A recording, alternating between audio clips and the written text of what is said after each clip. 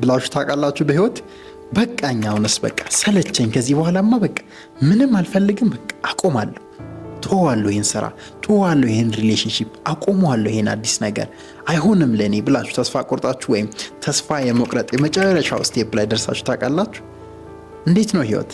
ህይወት በጣም አስቸጋሪ፣ በጣም ዳገት፣ በጣም አልፊ፣ የምትሰሩት ነገር ሁላ ጠማማ እየሆነባችሁ ስኬት ጫፍ ላይ ደርሳችሁ ራሳችሁን ወደኋላ እየመለሳችሁ ወይም በሰዎች ምክንያት ወደኋላ እየተመለሳችሁ ብቻ በብዙ ምክንያቶች ወደ ተስፋ መቁረጥ እየሄዳችሁ ወይም የመጨረሻው ሙከራ ላይ ያላችሁ ሰዎች በዚህ ቪዲዮ እንዴት ከተስፋ መቁረጥ ወጥተን ወደ ተሻለ ህይወት ራሳችንን ማምጣት እንችላለን በሚል ሀሳብ ቆንጆ አይዲያዎች አካፍላችኋለሁ። እውነት ነው፣ ህይወት በጣም ከባድ ነች። ኢኮኖሚው ከባድ ነው። ፋይናንሻል ነገሩ አይቻልም። ኑሮ ውድነቱ፣ የሀገሪቱ ሁኔታ፣ ብቻ ብዙ ነገሮች አሰልቺና ተስፋ የሚያስቆርጡ ሆኗል። ስትረስ አለ፣ ከሰዎች ጋር ያለመግባባት አለ፣ ስራችሁን ሰርታችሁ የሚገባችሁን ያለማግኘት፣ ብቻ ብዙ ነገር ግን በዚህ ሁሉ መከራና ስቃይ ውስጥ ተስፋ መቁረጥ መፍትሄ እንዳልሆነ በዚህ ቪዲዮ ላሳያችሁ ፈልጋለሁ። እኔም በህይወቴ ብዙ ያጋጠሙኝ ቻሌንጆች፣ ያጋጠሙኝ ውጣ ውረዶች አሉ። ከነዛ ውስጥ ወጥቼ ከተስፋ መቁረጥ ዛሬ ላይ ጥሩ የሚባሉ ድርጅቶችን መስርቼ እየሰራው ነው። ታላቁ ሊቃውንት ሊቅነት ነኝ። በመጀመሪያ እንድናይ የምንፈልገው ለምንድን ነው ሰዎች ተስፋ የሚቆርጡት? ለምንድን ነው ሰዎች በሚሰሩት ነገር ላይ ባላቸው ተስፋ ባላቸው ወደፊት መሻሻል ላይ ሙሉ ለሙሉ ተስፋ የሚቆርጡት የሚለውን ብናይ አሪፍ ነው። ቤዚካሊ 4 ምክንያቶችን ነው በዚህ ቪዲዮ ለተስፋ መቁረጥን የማስቀምጠው። የመጀመሪያው ሰልቸት ነው። በተለይ እኛ ሰዎች በባህሪያችን ነገሮችን በተደጋጋሚ ሰርተን ለውጥ ካላየንባቸው፣ ነገሮችን በተደጋጋሚ አድርገን አዲስ ነገር ካላየንባቸው እንሰላቻለን። ስለዚህ በብዙ ልፋትስ ብዙ ለውጥ ካላየን ኢነርጂያችንን ድሬን የማድረግ ኢነርጂያችንን የማጣት ያን ነገር ለመስራት ፍላጎት የማጣት ያን ነገር ለመስራት ሞቲቬሽን ውስጥ ወደ ማጣትና ወደ መሰላቸት እንመጣለን። ስለዚህ መሰላቸቱ በራሱ ወደ ተስፋ መቁረጥ ሊድ ሊያደርገን ይችላል። ስለዚህ በርናውት ምንለው መሰላቸት ምንለው አንድ ነገር በተደጋጋሚ ሰርቶ በዛ ነገር ውጤት አለማየት ብዙ ጊዜ ሰዎችን ተስፋ ሊቆርጡ ሊያደርግ ይችላል። ነገር ግን ተስፋ መቁረጥ መፍትሄ ነው ወይ ካላችኝ ስቲል አይደለም። የምንሰራበትን መንገድ ነገሩን ደጋግመን የምናደርግበትን መቀየር እንጂ መፍትሄ የሚሆን ተስፋ መቁረጥ አይደለም። ምክንያቱ ግን በተደጋጋሚ አንድ ነገር አድርገን መሰላቸት ወደ ተስፋ መቁረጥ ሊወስደን ይችላል። ሌላኛው የተስፋ መቁረጥ ምክንያት በእኔ ብዙ ጊዜ ማስቀምጠው ውድቀትን መፍራት ነው። ስፔሻሊ ባለፉት ህይወታችን ታሪክ ባለፉት ጊዜያት ውስጥ በተደጋጋሚ ነገሮችን ሰርተን ከወደቅን ሪሊ ማለት ነው። ስፔሻሊ ለውድቀት ያለን እይታ ይታወቃል እንደኛ ሀገርም እና መሳለቂያ ነው የምትሆኑት እየወደቃችሁ በሄዳችሁ ቁጥርና አንድ ነገር ላይ መውደቅ ወይም ለመውደቅ ያለን ፍራቻ ወደ ተስፋ መቁረጥ በጣም ሊድ ከሚያደርጉን ምክንያቶች አንዱና ዋነኛ ነው። ስለዚህ ፊር ኦፍ ፌለርን ስፔሻሊ ለውድቀት ያለንን እይታ ለፌለር ያለንን እይታ በማስተካከል እሱን ማሸነፍም ጥሩ የተስፋ አለመቁረጥ መንገድ ይሆናል። ሌላው ብዙዎች ተስፋ የሚቆርጡበት ምክንያት ብቸኝነት ነው። ላይክ ማንም ሰው አይረዳኝም ብሎ ማሰብ፣ ማንም ሰው ከጎኔ አይሆንም ብሎ ማሰብ። ዲስ ዴይስ እንደምታዩት ነው ሰው ሁሉ ራሱ ላይ ነው ፎከስ ያደረገው፣ ራሱን መለወጥ፣ ራሱን ማሳደግ፣ ኢቭን ሰልፊሽ ሆናል፣ ሰው ስግብግብ ይሆናል። እና በዚህ ምክንያት ውስጥ እናንተ ራሳችሁን የሚረዳ ሰው ከሌለ ወደ ተስፋ መቁረጥ ትገፋፋላችሁ። የተስፋ መቁረጥ ምክንያት ሊሆን ይችላል የሚረዳኝ ሰው የለም፣ የሚሰማኝ ሰው የሚያግዘኝ ሰው የለም ብሎ ማሰብ ራሱ አንዱ የተስፋ መቁረጥ ምክንያት ይሆናል። ሌላኛው ብዙዎችን ወደ ተስፋ መቁረጥ ውስጥ አሁን ላይ ፑሽ እያደረገ እየገፋፋ ያለው ነገር ደግሞ ንጽጽር ነው። ስፔሻሊ ዲስ ዴይስ ማቴሪያሊዝም በጣም የገነነበት ዘመን የገነነበት ኢራ ነው። ሰዎች በቁስ ነው የሚለኩት፣ በገንዘብ ነው የሚለኩት፣ በሀብት ነው የሚለኩት። በሰማይ መንገድ የሚኖራቸው ገንዘብ ሲኖራችሁ ነው ምናምን እና ያን እያያችሁ የእናንተ ማጣት የእናንተ መቸገርን ኮምፔር የምታደርጉ ከሆናችሁና ማይንድ ሴታችሁ በደንብ ያልተገነባ ከሆነ በእርግጠኝነት ይሄም ወደ ተስፋ መቁረጥ ሊድ ያደርጋችኋል። ተስፋ ቶሎ እንድትቆርጡ የሚያደርጓችሁ ምክንያት ነው ንጽጽር። ስለዚህ ንጽጽራችሁም ጤናማ መሆን አለበት። ራስን የሚያሳድግ አይነት ንጽጽር መሆን አለበት። ያን ራሳችሁን ማስተማር አለባችሁ እና እነዚህ ሰዎች ብዙ ጊዜ ተስፋ የሚቆርጡባቸው ምክንያቶች ናቸው።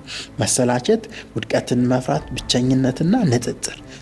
እነዚህ ምክንያቶች ከሆኑ ተስፋ እንድንቆርጥ የሚያደርጉን ነገር ከሆኑ እንዴት ነው ተስፋ በመቁረጥ ውስጥ በመሰላቸት ውስጥ ሆነን እንኳን ወደፊት መራመድ የምንችለው? በምን አይነት መንገድ አእምሯችንን ብንገነባ ነው? በምን አይነት መንገድ አካባቢያችንን ብንገነባ ነው ጥሩ ተስፋ ወደ መሰነቅ የተሻለ ነገር ወደ ማየት ብንመጣው ካላችሁኝ ተስፋ እንዳንቆርጥ በመሰላቸት ውስጥ በድካም ውስጥ በጣም ተስፋ በሚያስቆርጡ ሲቹዌሽኖች ውስጥ እንድናልፍ የሚያደርጉንንም 4 ስቴፖች በዚህ አጋጣሚ አካፍላችኋለሁ። የመጀመሪያው ተስፋ እንዳንቆርጥ ማድረግ ያለብን ነገር ማይንድ ሴታችንን ሺፍት ማድረግ ነው። ሁሌ በሊቅነት አስተምሮት አትኩሬ እናገራለሁ። ህይወታችን የሚሰራው አእምሯችን ውስጥ ባሉ ፕሮግራሚንጎች፣ አእምሯችን ውስጥ ባሉ ሀቢቶች፣ አእምሯችን ውስጥ ባሉ አስተሳሰቦችና አመለካከቶች ነው። ስለዚህ ለተስፋ መቁረጥ ያለንን እይታ ማይንድ ሴታችንን ሺፍት በማድረግ ማስተካከል አለብን። ስለዚህ ትናንትና ወድቀን ከነበር፣ ትናንትና ሰዎች ስቀውን ከነበር ለዛ ፌለር ለዛ ውድቀት ያለንን ማይንድ ሴት ሙሉ ለሙሉ ሺፍት ማድረግ አለብን።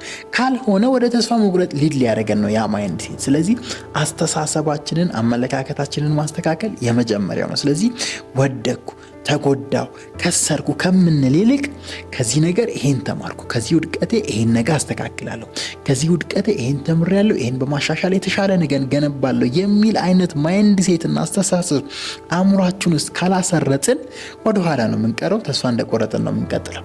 ስፔሻሊ ለእኛ ማህበረሰብ እጅግ በጣም ከባድ ነው። ለውድቀት ያለው የማህበረሰቡ እይታ እየተዛባ ስለሆነ ያለቅጡባቸዋል፣ ይስቁባቸዋል፣ ሙድ ይዙባቸዋል ምናምና። ስለዚህ ለውድቀት ያለንን እይታ ለውድቀት ያለንን አመለካከት አስተካክለን ማይንድሴታችንን ሺፍት ካደረግን በእርግጠኝነት ከተስፋ መቁረጥ ውስጥ ራሳችንን ማውጣት እንችላለን። ስለዚህ ተምረን የተሻለ ቦታ እንደምንደርስ እናምናለን ማለት ነው። የመጀመሪያው ስቴፕ ያ ነው። ሁለተኛ ላይ ተስፋ ከመቁረጥ ራሳችሁን ሊታደገው የሚችለው ሀሳብ በህይወታችሁ ስሞል የሚባሉ ትንንሽ የሚባሉ ዊኖችን ካውንት ማድረግ ወይም ትንንሽ የሚባሉ ስኬቶችን መመዝገብ፣ መያዝ፣ በነሱ ራሳችሁን መለካት መቻል። አንዳንዴ በህይወት ሁሌ ያስቀምጣለሁ እኔ ትልቅ ጎል፣ ማይደረስ ጎል፣ ከኛ በጣም የራቀ ከማንነታችን ካለን ገንዘብ፣ ካለን ጓደኝነት፣ ካለን ቢሄቪየር በጣም የራቀ ግብ እናስቀምጥና ስንወድቅ ወዲያውኑ ተስፋ እንቆርጣለን። ሳናሳካው ስንቀር ወዲያውኑ ሰዎች ኔጌቲቭ ነገር ሲነግሩን፣ ክሪቲሳይዝ ሲያደርጉን ተስፋ እንቆርጣለን፣ እናቆማለን። ሶ ኢንስቴድ ኦፍ ዛት ግቦቻችን በህይወት የምናሳካቸው ዓላማ የምንፈልገውን ገቢ በትንንሽ ስሞል ዊኖች ከተካ፣ ስለዚህ ከመጨናነቅ ይልቅ ጎሎቻችንን ከፋፍለን አሁን ባለን ማንነት ማሳካት የምንችላቸው እያደረግን ከሄድን ስናሳካ አእምሯችን ራሱ የሚያገኘው ሪዋርድ አለ። አእምሯችን ራሱ የሚገነባው ኒውሮሎጂካል ሊንክ አለ። እነዛ ተባብረው ተስፋ እንዳንቆርጥ ወደፊት ሙቭ እንድናደርግ ያግዙናል።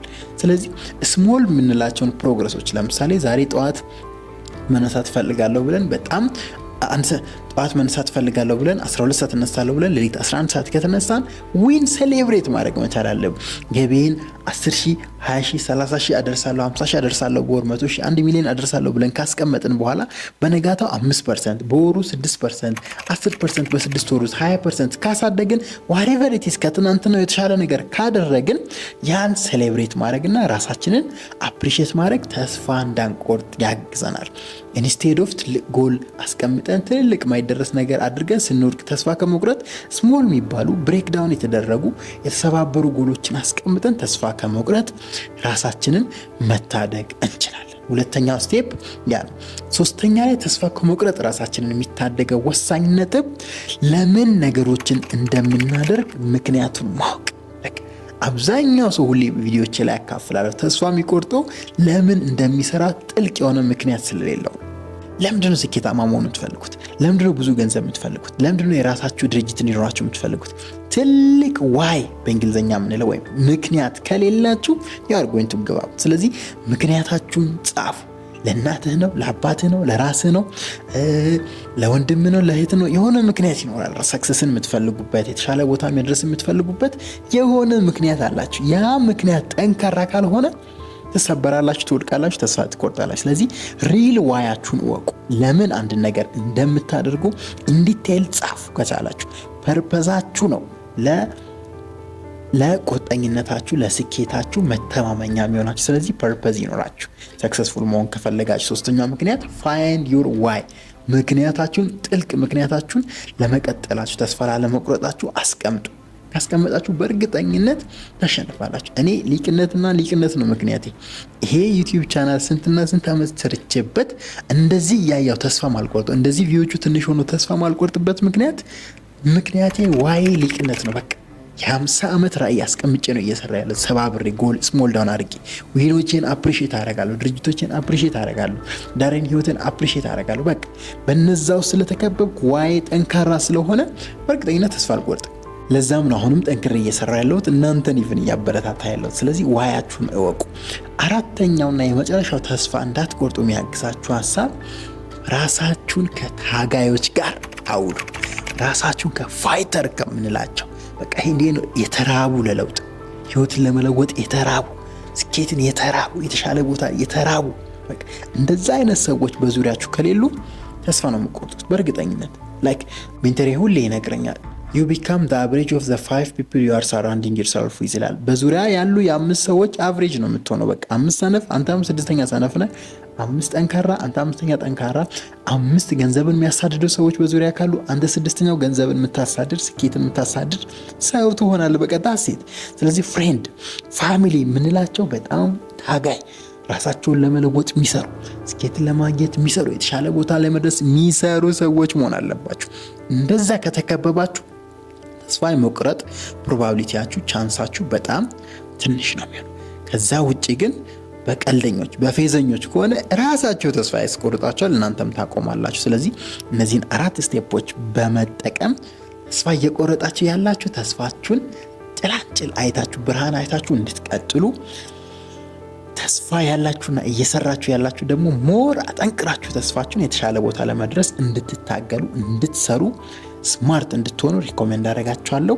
ቆንጆ ሀሳብ እንዳካፈልኳችሁ አምናለሁ። ታላቁ ሊቃውንት ሊቅነት ነበርኩኝ። ስለዚህ የምን ተስፋ መቁረጥ ወደፊት ወደ ተሻለ ህይወት ሊቅነት ማይንድሴት ነን። እናመሰግናለን። በቀጣይ አስተማሪ ቪዲዮ እስክንገናኝ ቻው።